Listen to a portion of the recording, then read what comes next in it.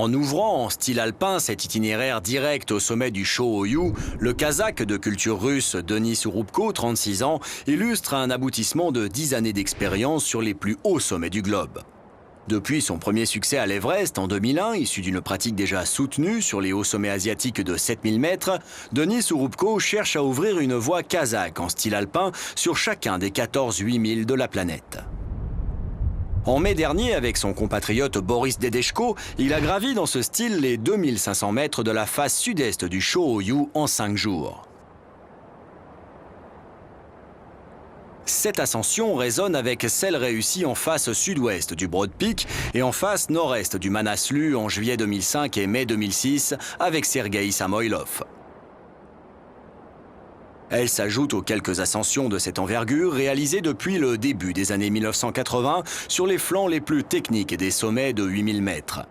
Elle ouvre enfin la voie dans cette partie gauche de la vaste face sud-est du Cho-Oyu, gravie seulement par ses pentes de droite en 1978 par une expédition autrichienne et par son pilier central en 1985 par une grosse expédition polonaise. Boris Dedeshko, plus jeune, a commencé l'alpinisme en 2001 et s'y est pleinement consacré. Il se rapproche du club des sports de l'armée kazakh en 2005, qui rencontre Denis Urubko et lui fait part de sa motivation à aller toujours plus haut.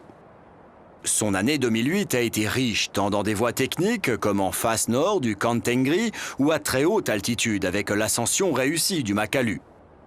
Lorsque Denis lui propose l'ascension du Cho-Oyu, il s'engage sans hésiter. Je ne réalisais pas à ce moment-là à quel point cette ascension pouvait être dangereuse et difficile. Lors de la période d'acclimatation, j'ai compris que nous allions prendre de gros risques avec des chances minimes de réussite, a témoigné Boris. De Katmandou puis Lukla, Denis et Boris ont atteint le camp de base du Cho-Oyu le 15 avril. Après 10 jours de marche à travers la vallée de Gokyo et un premier pas d'acclimatation à 5800 mètres sur le pic Chungkung. Du 17 au 21 avril, sur les pentes du Kang Nozumba, les deux himalayistes s'acclimatent une nouvelle fois jusqu'à une altitude de 7100 mètres. Le 6 mai, ils quittent le camp de base pour un camp avancé à 5300 mètres, puis démarrent l'ascension le 7 mai.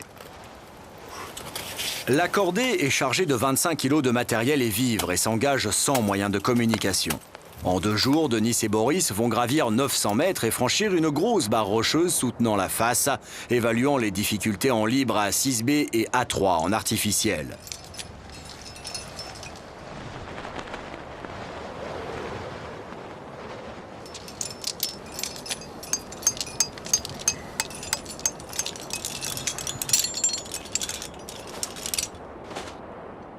Les journées du 9 et 10 mai, la cordée évolue dans de larges pentes de neige et de glace raide, parfois dominées de sérac.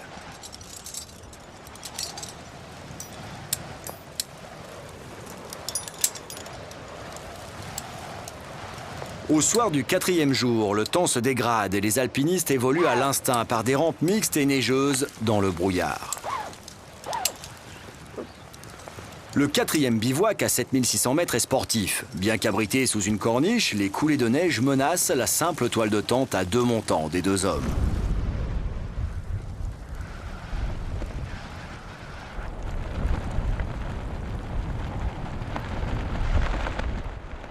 Le 11 mai, toujours dans le mauvais temps, Boris et Denis parviennent à rejoindre l'éperon central polonais aux alentours des 8000 mètres.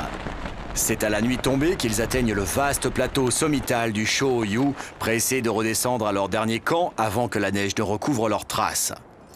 Les deux himalayistes vont alors mettre 2 jours à redescendre la paroi sud-est par leur itinéraire de montée.